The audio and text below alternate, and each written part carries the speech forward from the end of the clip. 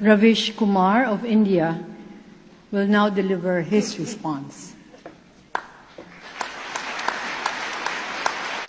Namaskar.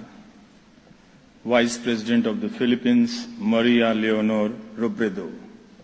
Former President Fidel V. Ramos, trustees of the Ramon Magsaysay Award Foundation, distinguished guests, members of the Magsaysay family, fellow awardees, ladies and gentlemen. My world has changed since the announcement of the Ramon Magsaysay Award. Your hospitality has been overwhelming since I landed in Manila. The warmth and affection I have received from the foundation is no less than the honor conferred upon me. You invited me as a guest and made me feel at home. Now I feel like a part of your family. Usually, award ceremonies are brief affairs, but this is different. It has been a humbling experience and makes me feel more responsible than before. Inequality is mostly measured in terms of health and economy, but the time has come for us to take cognizance of knowledge inequality as well. When resources for quality education have confined to a few cities, we cannot even begin to imagine what are the repercussions of this inequality in smaller towns and villages. Clearly, the source of knowledge for a vast multitude is the propaganda machine of WhatsApp University. One cannot entirely blame today's youth, since they have been denied quality education and information. It becomes all the more important to evaluate the crisis of media in this context.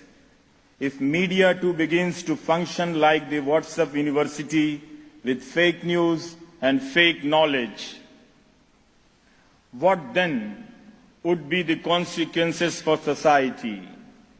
It is a good sign that India's citizens have begun to understand this.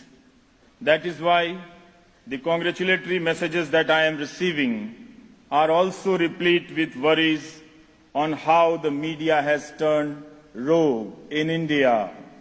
Therefore, while I am happy for myself today, I am also filled with sadness looking at the state of the profession I represent.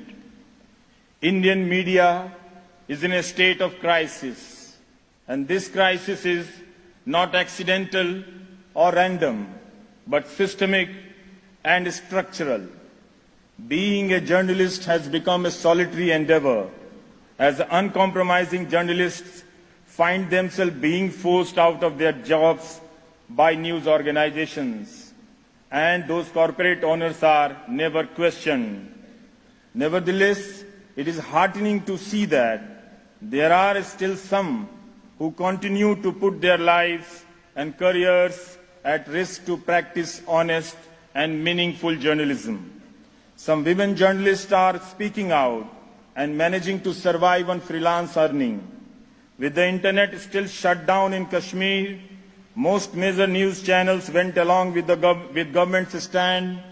Yet there are some who have dared to report from within that shutdown and face the wrath of the army of trolls. While institutional journalism is facing a crisis, individual journalists are struggling to survive and question authority. Can we restore the sanctity of the news? I do hope audiences will once again realize the value of truthfulness in reporting and the diversity of voices and opinions, because a democracy can thrive only as long as its news is truthful, information is truthful. I accept the Ramon Magsaysay Award. I accept it on behalf of all those readers and viewers who continue to live in areas of knowledge inequality, but have a thirst for good and truthful information and knowledge.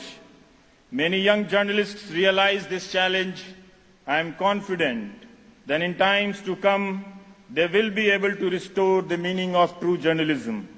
It is possible that they may lose the battle, but sometimes resistance is not a matter of choice. Not all battles are fought for victory. Some are fought for simply to tell the world that someone was there on the battlefield. I accept this award on behalf of all such journalists, and I thank my millions of viewers of NDTV. I thank my wife, life partner Noena, my two lovely daughters Tanima, Tanisha, and childhood friend Anurag. Once again, I thank the Ramon Magsaysay Award Foundation. Jai Hind.